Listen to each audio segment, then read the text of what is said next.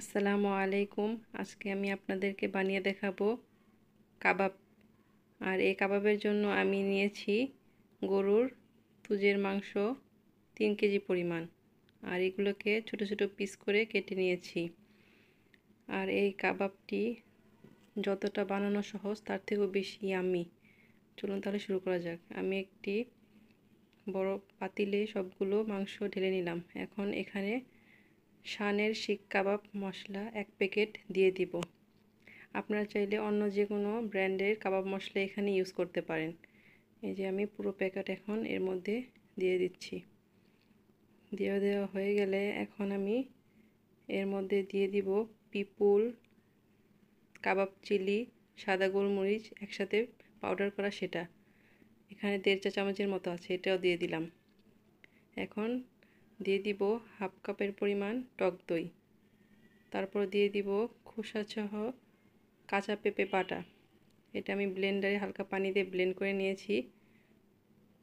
প্রায় হাফ কাপের মতো আমি পেঁপে বাটা দিয়ে দিচ্ছি। এখন ধনিয়া জিরা তাওয়ায় হালকা করে তেল নিয়ে গুঁড়ো করা এটা দিয়ে দিচ্ছি 1/3 কাপ। এখন আমি এর মধ্যে দিয়ে দিব আদা রসুন একসাথে পেস্ট করে নেওয়া সেটা হাফ কাপ। এখন এর মধ্যে দিয়ে দিব কিছুটা পরিমাণ টমেটো কেচাপ, প্রায় 4 টেবিল স্পুনের মতো। এখন এর মধ্যে দিয়ে দিব কিছুটা পরিমাণ শুকনো লাল মরিচের গুঁড়া। এই ঝালটা আপনি আপনার টেস্ট অনুযায়ী দিয়ে দিবেন। আমি মিডিয়াম মতো দিয়ে দিলাম হাফ কাপ পরিমাণ। এখন এগুলোকে খুব ভালো করে হাতের সাহায্যে মেখে নিব। এই মাখানোর উপরেই আপনার কাবাবের টেস্টটা ডিপেন্ড করে। ও এর সাথে কিছুটা দিয়ে দিছি হালকা অল্প কিছু পরিমাণ লবণ। যেহেতু কাবাবের মধ্যে মশলাতে অলরেডি লবণ দিয়ে আছে, এর জন্য আমি আপাতত হালকা দিয়ে দিলাম, পরে টেস্ট করে আর দেওয়া যাবে। সব কিছু ভালো করে মাখা হয়ে গেছে। এখন আমি এরকম সাসলিকের কাঠিতে মাংসগুলোকে গেঁথে নিব। আর এই সাসলিকের কাঠি আমি পূর্বে 15 মিনিট পানিতে ভিজিয়ে রেখেছিলাম, যাতে কাঠির সাথে মাংসগুলো আটকে না থাকে।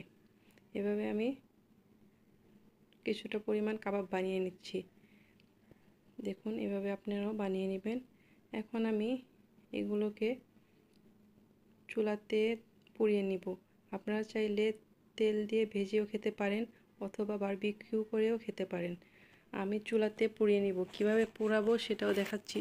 এই যে দেখুন, চুলার 4 সাইডে এরকম ফয়েল পেপার দিয়ে এর উপর একটি স্ট্যান্ড দিয়ে তার উপর কাবাবগুলোকে আমি দিয়ে দিচ্ছি এবং মাঝে মাঝে কিছুটা পরিমাণ খাঁটি সরিষার তেল উপর দিয়ে ব্রাশ করে দিব, যাতে কাবাবগুলো অনেক বেশি জুসি আর ইয়ামি লাগে। এভাবে ঘুরিয়ে ঘুরিয়ে আমি 15 মিনিট থেকে 20 মিনিট কাবাবগুলোকে পুড়িয়ে নিব। দেখুন, পোড়ানো হয়ে গেছে। কতটা পারফেক্ট, কতটা জুসি লাগছে কাবাবগুলো। আপনারা চাইলে বানিয়ে খাবেন। আর ভিডিওটি ভালো লাগলে লাইক, কমেন্ট, সাবস্ক্রাইব করতে ভুলবেন না।